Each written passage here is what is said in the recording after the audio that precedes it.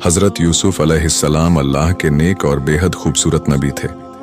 आपके वालिद हजरत याकूब अलैहिस्सलाम भी एक नबी थे। बचपन में ही अल्लाह ने हजरत यूसुफ को नबूवत और ख्वाब की ताबीर का इल्म अता फरमाया। सूरह यूसुफ में अल्लाह ताला ने इस वाक़ये को अहसनुल क़सस यानी सबसे बेहतरीन किस्सा कहा है। हजरत यूसुफ को उनके भाई उनसे हसद यानी कि जलने लगे, क्योंकि उनके वालिद उन्हें बहुत चाहते थे। भाइयों ने मिलकर साजिश की और उन्हें एक कुएं में फेंक दिया। फिर घर आकर कहा कि यूसुफ को भेड़िए ने खा लिया।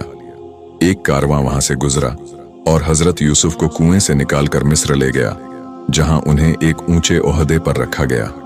मिस्र के बादशाह की बीवी जुलेखा हजरत यूसुफ की खूबसूरती पर फिदा हो गई और उन्हें गुनाह की दावत दी, मगर यूसुफ अलैहिस्सलाम ने इनकार किया। नतीजतन आपको गुनाहगार साबित करके जेल भेज दिया गया।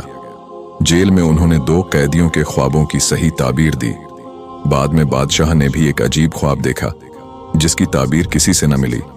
तब हजरत यूसुफ के साथी ने बादशाह से हजरत आपका जिक्र किया और फिर बादशाह ने हजरत यूसुफ को जेल से बुलवाया और आपने उस ख्वाब की ताबीर दी।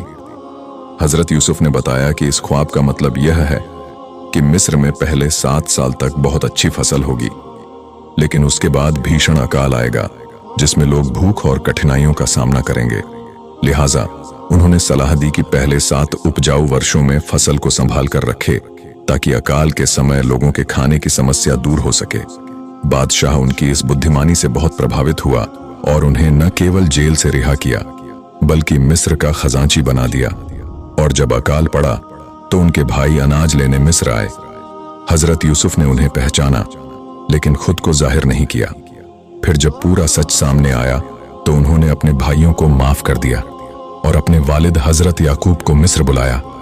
हजरत यूसुफ अलैहिस्सलाम का वाकया हमें सब्र, इस्तिकामत, माफी और अल्लाह पर यकीन का सबक देता है।